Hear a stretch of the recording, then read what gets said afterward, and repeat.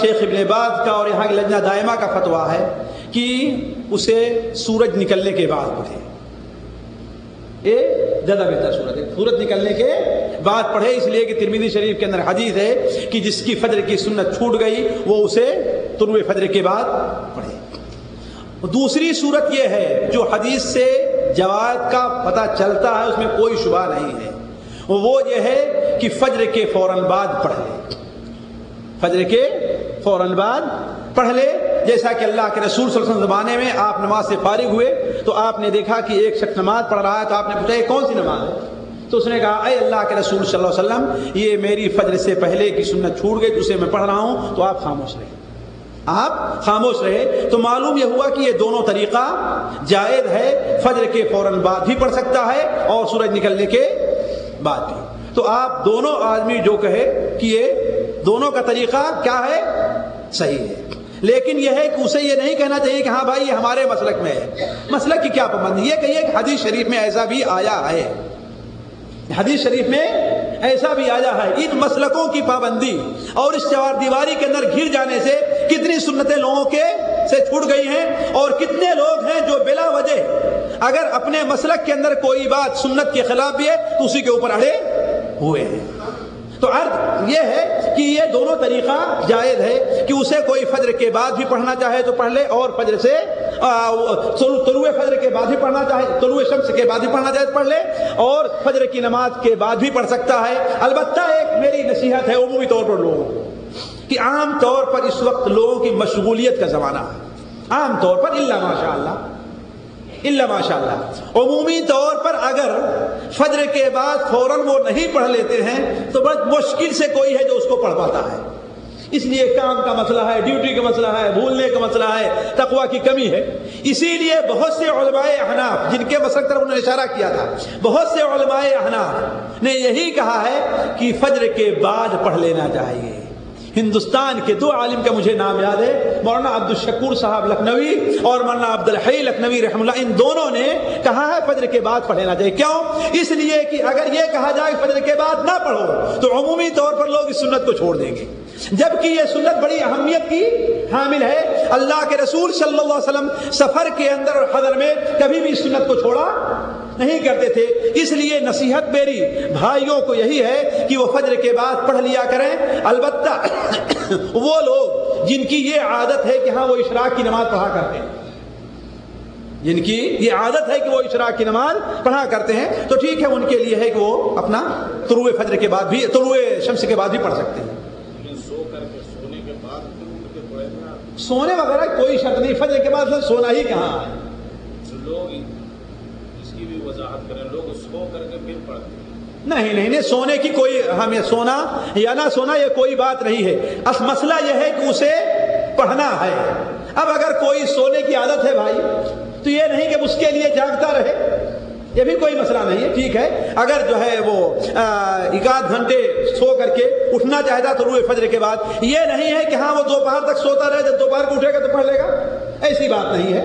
اگر جو ہے وہ فجر کے بعد سونے کی عادت ہے، جیسے ڈیوٹی جانے سے پہلے 7 ساڑھے 7 بجے 1 گھنٹہ، تو ٹھیک ہے، سو کر کے اٹھے گا تو پڑھ لے گا۔ لیکن یہ ہے کہ سونے سے اس سنت کا کوئی تعلق نہیں ہے، سونے یا سونے سے اس کا کوئی دخل نہیں ہے۔ اصل یہ ہے کہ اسے پڑھنا ہے، اسے پڑھنا ہے۔ فجر کے بعد پڑھ لے، طلوع شمس سورج طلوع ہونے کے بعد پڑھ لیں، جب جی کہے اس کو پڑھ لیں، لیکن چھوڑے نہیں اسے۔ اور بھائیوں کو کوئی سوال ہے؟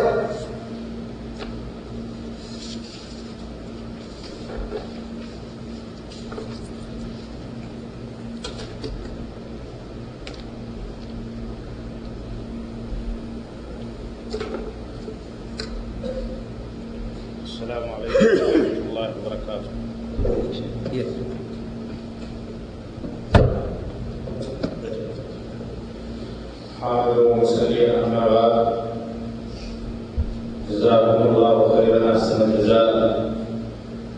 میرے ساتھیوں اور بھائیوں، بات وہی کل والی پھر واپس آ گئی ہے، لیکن مجبوری یہی کہہ رہی ہے کہ کہا جائے اور کہنا پڑ رہا ہے کہ اگر کسی کو اس کا حق نہ دیا جائے تو جرم اور ظلم ہوگا۔ میں نے تو اپنی زندگی میں ویسے بہت سے علماء کرام نے نماز کے معاملے پہ تقریر کی ہیں اور بہت سی کیسٹیں اور کتابیں ہیں، لیکن پہلی بار یہ عنوان ہم نے سنا اور ایک انوکھا سا لگا، اور پہلی بار ایسی تقریر قرآن و حدیث کی روشنی میں نے سنی ہے۔ آپ لوگوں کا مجھے پتہ نہیں،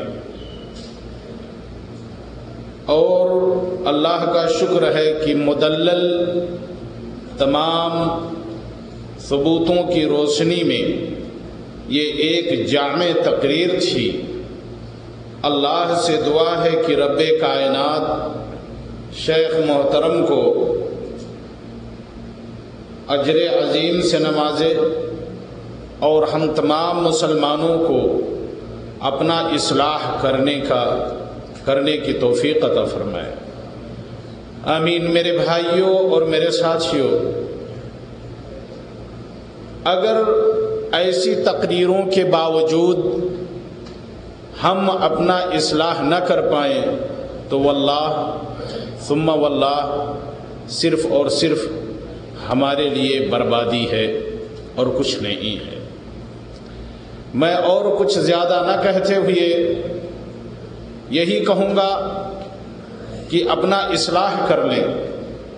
یہ کسی جماعت کے مضبوط کرنے کی تقریر نہیں تھی، یہ کسی مسلک کی مضبوط کرنے کی تقریر نہیں تھی، یہ اللہ تبارک و تعالیٰ کے عبادت کے معاملے پہ، نماز کے مسئلے پہ تقریر تھی۔ اور ماشاء اللہ، سبحان اللہ، رب کائنات نے ہمارے استاد محترم کو یہ توفیق بخشی کہ دنیا کے خرافات اور بہت سے عالموں کے نقش قدم پہ نہ چلتے ہوئے کہ فلاں جماعت، فلاں مسلک، فلاں مذہب، فلاں طریقہ، ان تمام جھنجھٹوں اور خرافاتوں کو چھوڑ کر کے تمام جماعت بندیوں کے دائرے کو توڑتے ہوئے جناب نے یہ تقریر کی، اور مجھے میں پر امید ہوں، اور یہ مجھے امید ہے کہ انشاءاللہ آپ لوگ ایسی جامع تقریر سماعت فرما کر ضرور جو بے نمازی ہیں نمازی بنیں گے، اور جن کی نماز میں کوتاہیاں ہیں وہ اپنے نبی محمد الرسول اللہ صلی اللہ علیہ وسلم کے طریقے پہ نماز پڑھیں گے۔